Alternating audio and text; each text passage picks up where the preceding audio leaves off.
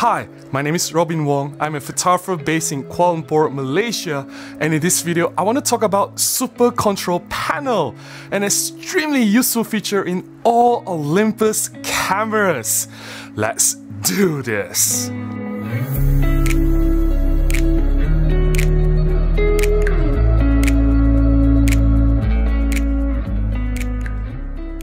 Olympus has implemented the Super Control Panel since the 4/3 DSLR days, and today you can find Super Control Panel in all Olympus cameras. It is a shortcut to quickly navigate the most important controls in the camera. It is a single page layout. You can see all the settings at a glance, and you can change the settings quickly. Before we dive in the Super Control Panel, here are some important things that you need to be aware of as I go along this short tutorial.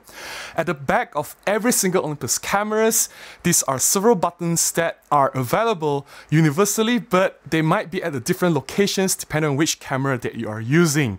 There is the OK button, the up, down, left, right button, and of course the info button. I will be talking about these buttons and using these buttons to navigate around the Super Control Panel. For most Olympus cameras, all you have to do is just press the OK button to call up the Super Control Panel.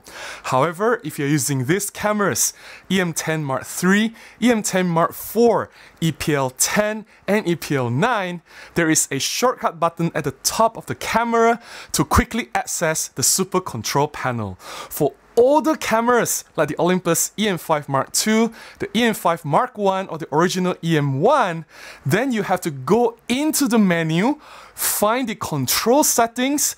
The control settings may be at a different location depending on your camera, but once you found the control setting, enable the live Super Control Panel.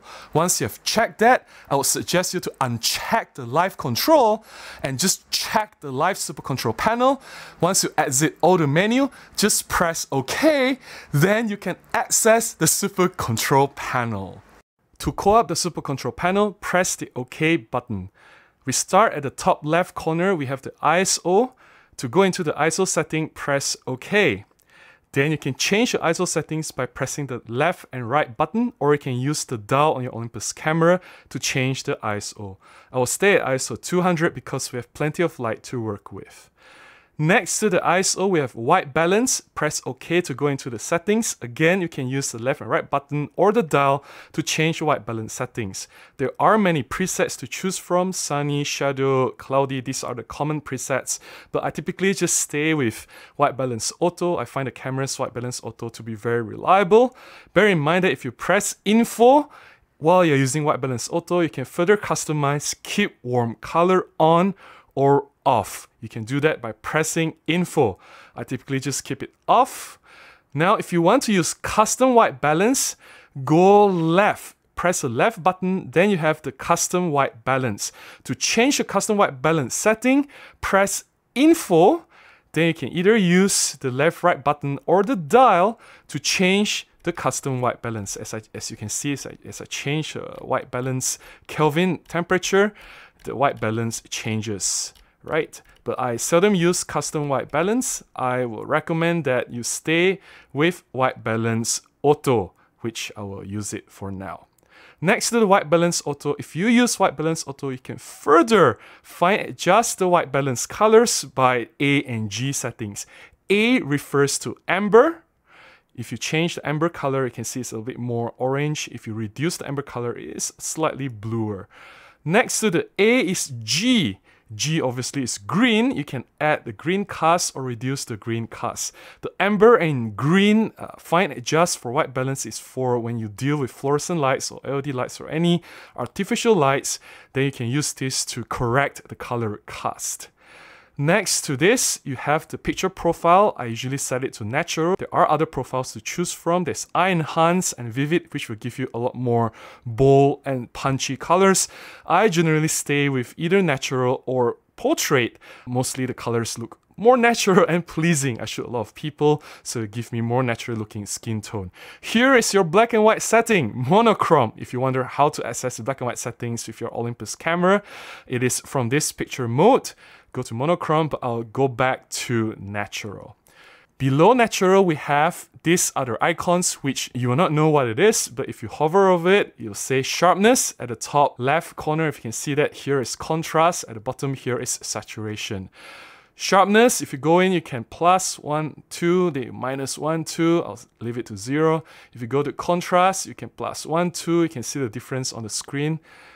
I'll leave it to 0 again. Or you can go to saturation, plus 1, 2. You can see the colors change as I move the slider. If you ask me what's my recommendation, I'll say 0, 0, 0, but I highly encourage you to experiment with your camera. These settings, sharpness, contrast, and saturation, will only affect JPEG settings. It will not affect your RAW image.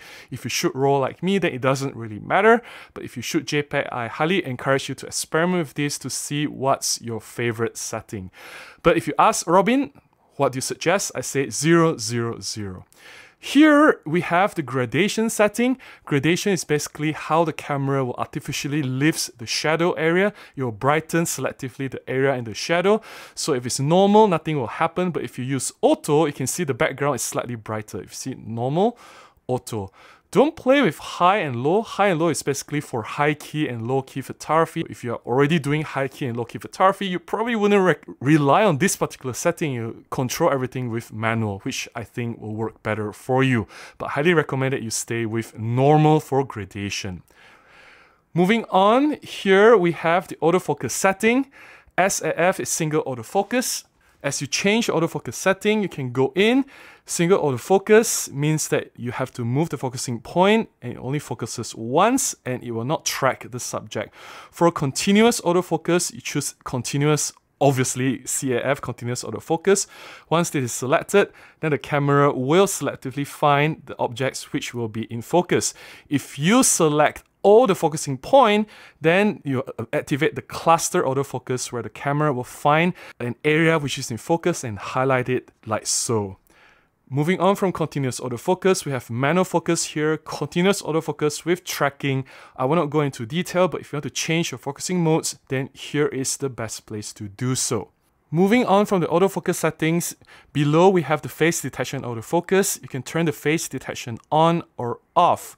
Then we have face detection with eye priority, or the eye left priority or eye right priority. I'll leave this on for now because I do a lot of video and I need my own face to be in focus. Next, we go to the autofocus point selection. Once you go in, then you can change the position of the autofocus point by going up, down, left, right button. Or you can use the dial to change the size of the autofocus point. You can change it to 9:9 or 5:5, or you can have all points across the screen, or you can have single autofocus or the smallest point autofocus, which is my favorite because I want pinpoint accuracy. Next to this, we have the flash settings. I don't have flash attached here, but you can use the flash settings. You can control it here, manual flash, or all the other flash settings like slow sync or force flash, fill in. I'll just leave it to manual because sometimes I use this manual flash to shoot my macro photography. Once you have selected manual, beneath it, here you can select the flash power. Either 1/50th, 1/64th, 1/100. The full power is 1:1, so flash power can be selected here. I'll leave it to 1/50th. That was the previous setting that I have set. Below your flash, we have the image stabilization settings. There are two settings, bear in mind. The one at the top is for photography, stills shooting. The one beneath it is for movie stabilization. The photo stabilization, there are a few options depending on which camera you're using. If you're using EM10 Mark III, EM10 Mark IV, or EPL9, EPL10, you can only turn on or off. But for most Olympus cameras, here you can turn off, or SIS Auto, SIS1. I typically would highly encourage to use SIS1 because this means all the 5-axis image stabilization, all the 5 axes are fully activated. If you use SIS2 and 3, it's for panning purposes. If you use SIS2, the camera will disable the horizontal image stabilization. If you use the SIS3, the camera will disable the vertical image stabilization for smoother panning. But if you are doing panning, I highly suggest that you just turn it off. To me, it works more effectively that way. The camera doesn't have to decide what to turn on or off. It's already off and it will be perfectly smooth. But by default, I'll leave it to SIS1. Coming down is the image stabilization for movie. This is separate. Movie stabilization 1 means that you are using the mechanical image stabilization plus electronic image stabilization. If you used MIS2, it simply means you are only using the mechanical image stabilization without the help of the electronic or digital image stabilization. Which to use, I'm not going to recommend to you because I'm not a filmmaker and I'm not really very good in doing video.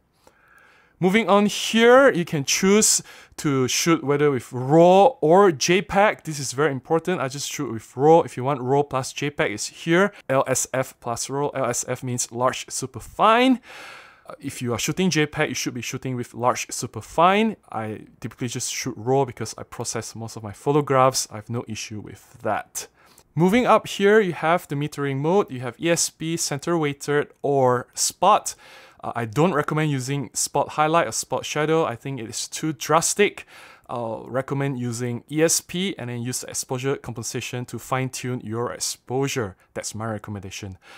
Next, this is the crop. If you want your images to be cropped, the only reason I select 16:9 is because you can see full screen now. If I go to 4/3, which is the native resolution, which I'll recommend you to use, please use 4/3 because if you use 4/3 shooting JPEG, then you are recording the full 20 megapixel or 16 megapixels depending on which camera that you use. You're taking advantage of the entire image sensor. But I will go back to 16:9 because it shows the entire screen, which I like to feel the screen. It looks better in video. I wouldn't recommend you to touch the sRGB setting. If you're shooting with JPEG, then I highly recommend just stay with sRGB. sRGB, Adobe, this is the color space. It is used for printing. Bear in mind that most computer monitors, most smartphone screens, most laptop screens, or tablet screens or televisions, they all display only the sRGB color space and it's not even 100% sRGB. So if you shoot in Adobe, you may record some colors that these screens cannot see, and when you present them after you have post-processed your images, the colors may look a bit strange. So I highly suggest that you use sRGB if you don't know what you're doing. In the future, you may already advance to a level where you want to print professionally. When you're doing printing, then you might want to go to Adobe. But if you shoot with RAW, you can switch back and forth between sRGB and Adobe with no issue because RAW records everything. So I highly recommend you stay with sRGB if you don't know what you are doing. Coming down here, this is the video setting. You can change different videos. You can shoot with Full HD, 4K, Cinema 4K. All the video settings are here. I want to highlight one particular one. This is the one that you should be looking for. If you see the settings info, if you press info, then you can access all the settings individually. Cinema 4K, normal 4K, you have Full HD. Next, you have the resolution. You want to find super fine, normal. Of course, I'll go for super fine. You have a frame rate here. They can have whether you want the slow motion or you want it to be fast. Here, I'll go back to Cinema 4K because sometimes I do shoot in Cinema 4K. That's where you can access all these settings. This particular setting here is really tricky. Olympus hides a lot of things in this particular one setting. Here, if you go in, you have the normal shutter, you have the anti-shock, you have the silent shutter, you have the burst rate, you have the pro capture mode, you have the high resolution shot, which is somewhere here. Let me just find it. Yeah, there you go. That's the high resolution shot where you can take 50 megapixels or even 80 megapixels shot raw. And you have the self timer hidden here as well. It is as if like Olympus doesn't know where else to put all these other settings: self-timer, pro capture mode, high resolution mode, burst mode, silent shutter, everything to just cram in this one particular setting in the super control panel. I don't know why Olympus throw everything here. I'm just going to leave it to default anti-shock. At the far right corner here, you have the highlight and shadow settings where you can control the highlight and shadow differently. You can see I can increase the contrast or I can reduce the contrast by changing it individually. To change the highlight and shadow settings separately, all you have to do is just turn the dial of your camera, the front and the back dial, to quickly return the curve to straight or the default setting when highlight is 0, shadow is 0. Just simply press and hold the OK button. Finally, if you are using the EM1 Mark II, EM1X, and EM1 Mark III with dual card slots, you have these card settings that you can quickly access. To change the card settings, you can save whether you want to do one card shooting RAW, the other card shooting JPEG, or you can change one card shooting movie, the other card is just shooting photographs, or you want both cards to do the exact same thing, or you want one card to take photographs first, not doing anything to the other card, and once the card is full, then you go to the second slot to continue taking photographs. You can custom all these settings here in this card settings slot in the Super Control panel. That's all I have to share in this short tutorial on how to navigate around the Super Control panel in your Olympus cameras.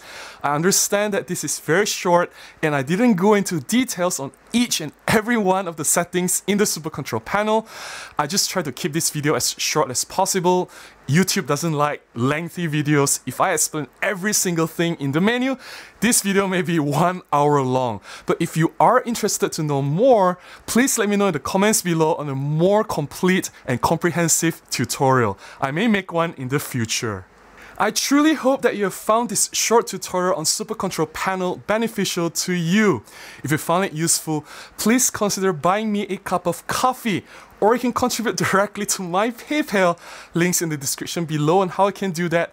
Any small contribution goes a long way, will definitely keep me alive and keep this place going. Please like, comment, share, and subscribe. And I'll definitely see you again in the future. Hopefully, you'll be able to use the Super Control panel more effectively from now onwards. Until then, stay safe. Bye-bye.